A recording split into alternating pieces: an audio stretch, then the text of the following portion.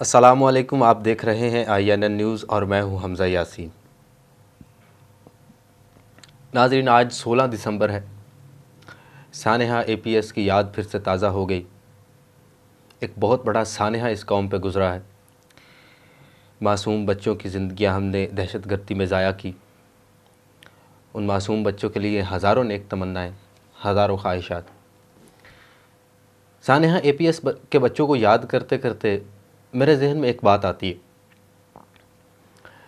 कि पाकिस्तान में और बहुत सारे मासूम बच्चे हैं जिनके साथ मुसावी सलूक नहीं किया जा रहा। रियासत को अगर माँ समझा जाए तो माँ अपने हर बच्चे को बराबर का हक़ देती है, लेकिन इस वक्त पाकिस्तान में तकरीबन 3 करोड़ के लगभग ऐसे बच्चे हैं जो तालीम से महरूम हैं और उनमें कसीर तादाद बच्चियों की है, यानी कि ख़वातीन हैं जो तालीम हासिल नहीं कर सकती। एक मर्द की तालीम एक फ़र्द की तालीम कहलाती है और एक औरत की तालीम जो है वो पूरे ख़ानदान की तालीम कहलाती है। मेरे जहन में बहुत सारी चीज़ें इस बात को लेकर आती रहती हैं कि वो लोग, वो मुतवस्सित और गरीब लोग जो आगे पाकिस्तान का मुस्तकबिल बनने वाले हैं, वो अगर तालीम से महरूम हैं, शऊर से महरूम हैं, तो उनका क्या बनेगा? फिर उनका वही होता है कि उनका नामो निशान ही सफ़ाए हस्ती से मिट जाता है। जिस तरह आज से पहले हमने बहुत सारे टैलेंटेड लोग गंवा दिए, बहुत सारे हुनरमंद ज़ाया किए, इस कौम ने बड़े बड़े नुकसान उठा रखे हैं सिर्फ़ इसलिए कि हमारा जो एजुकेशन स्ट्रक्चर है, हमारा एजुकेशनल डिपार्टमेंट है, वो अपने पैरों पे कभी खड़ा नहीं हो सकता। ये एक गलती है जो हमने आज से शुरू नहीं की, क़याम पाकिस्तान से लेकर अब तक करते आए हैं। और आप सोचते होंगे कि हमारे पास शायद बजट नहीं है तालीम पे ख़र्च करने के लिए, या पाकिस्तान के पास पैसे नहीं है, गुर्बत है जिसकी वजह से हम मुतवस्सित और गरीब लोगों को क्वालिटी एजुकेशन प्रोवाइड नहीं कर सकते। ऐसा नहीं है। एक और बात है आज आपके सामने शेयर करना चाहूँगा। इंफॉर्मेशन एक्सेस कंट्रोल एक बड़ी चीज़ है। एक बात याद रखिए कि वो लोग जो इस वक्त लाइन ऑफ पॉवर्टी से नीचे हैं और क्वालिटी एजुकेशन हासिल नहीं कर सकते, उनके लिए बयानिया बनाया जाता है। हमारे बरसदे इक़्तिदार लोग उनके लिए नैरेटिव तैयार करते हैं और भेड़ बकरियों की तरह उनको वर्गलाते हैं। अगर ये मुतवस्सित और गरीब तबका तालीम हासिल कर जाएगा, पढ़ने लग जाएगा, इनको शऊर आ जाएगा, तो फिर हमारे बरसरे इक़्तिदार लोग वर्गलाएंगे किन को? अपना नैरेटिव, अपना मंजन बेचेंगे किन को? ये एक बड़ी वजह है। और ये ऐसा नहीं है कि ये एक वजह हमें नज़र नहीं आती, ये हमारे मुआशरे की हकीकत बनी हुई है। जानबूझकर एक सोचे समझे प्लान के तहत हम लोगों को तालीम से महरूम रखा जाता है। तुम्हारे बच्चे जो हैं वो लंदन में पढ़ेंगे, बिकन हाउस में पढ़ेंगे, अलाइड में पढ़ेंगे, महंगे और बेहतरीन स्कूलों में पढ़ेंगे। मेरे बच्चे कहाँ पढ़ेंगे?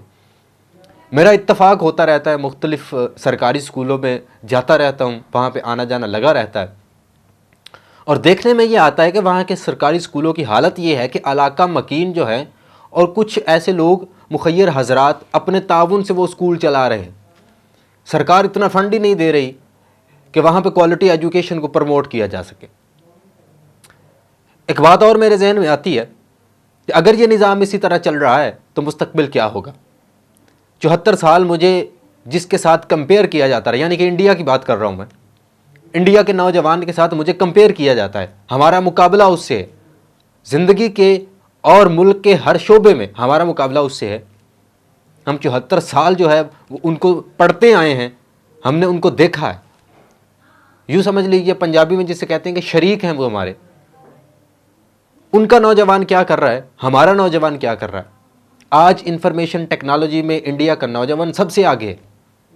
हमारा नौजवान को 8 साल की बच्ची से ज़्यादती कर रहा है, कुछ 7 साल की बच्ची से ज़्यादती कर रहा है, कहीं 3 साल की बच्ची से ज़्यादती का मुकदमा सामने आता है। यानी कि माशरती इक़्तिदार में इस कदर गिरे कि हमारा दुश्मन जो है वो IT सेक्टर में अब दुनिया पे हुकूमत करने की बात कर रहा है और हम अभी तक जिनसी और ज़्यादतियों के मसाइल में उलझे हुए हैं, यहाँ से बाहर नहीं निकल पा रहे। तालीम से महरूम रखा गया, शऊर से महरूम रखा गया, तो हमारे सामने ये हालात पैदा हुए। हम क्या करते हैं, एक साल बाद एक बेहतरीन तराना बना के एक बारूदी किस्म का बॉर्डर के उस पार फेंक देते हैं, बस इसी से दुश्मन की टांगें कांप जाती हैं और वो डर के भाग जाता है। वो क्या करते हैं, वो टेक्निकल फील्ड में काम करते हैं, टेक्नोलॉजी को इस्तेमाल करते हैं, अपने मसाइल के हल के बारे में सोच रहे हैं। इस वक्त गूगल पे उनका कब्जा है, ट्विटर और फेसबुक की सारी गवर्निंग बॉडी में वो लोग बैठे हुए।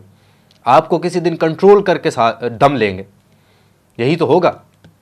और हम क्या कर रहे हैं, हम अभी तक इन्हीं मसाइल में उलझे हुए हैं कि मैट्रिक के बाद हमने क्या करना है, फर्स्ट ईयर सेकंड ईयर के बाद कहाँ जाएं।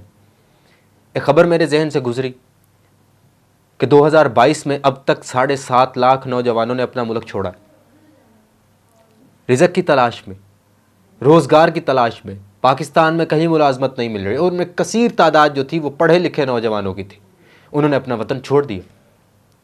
और एक और अंदाजे के मुताबिक एक बात सामने आती है कि 17,000 के करीब ऐसे केसेस सामने आए 2022 में, जहाँ पे नौजवानों ने डैंकियाँ लगाई और वो पकड़े गए या वापस आ गए।